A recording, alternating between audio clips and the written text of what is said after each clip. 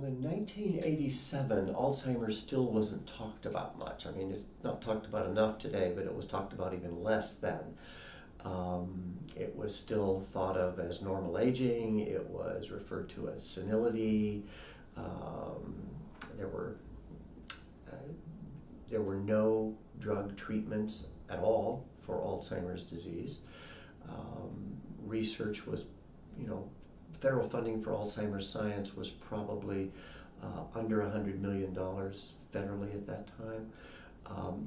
We said then, and the scientific community said then, that you didn't diagnose Alzheimer's with certainty until autopsy, when you could look at brain tissue and literally see the plaques and tangles that were the pathologic hallmarks of Alzheimer's disease.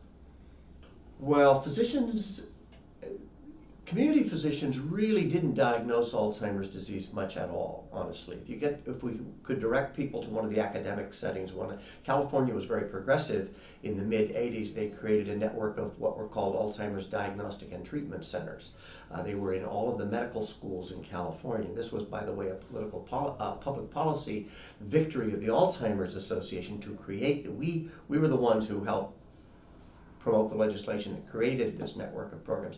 They still exist today, by the way, as the Alzheimer's disease centers.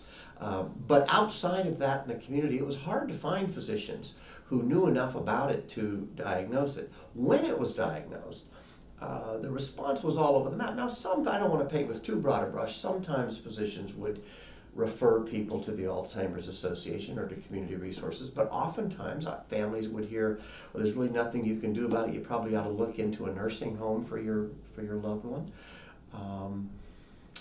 There wasn't really much awareness on the part of the medical community. I remember a young woman, doctor at UCSF back in 87, 88, telling about how she learned about Alzheimer's in medical school. And she said, we were in a hospital, gathered around a bed for some other instruction, and there was a bed behind us where the curtains were pulled around the patient.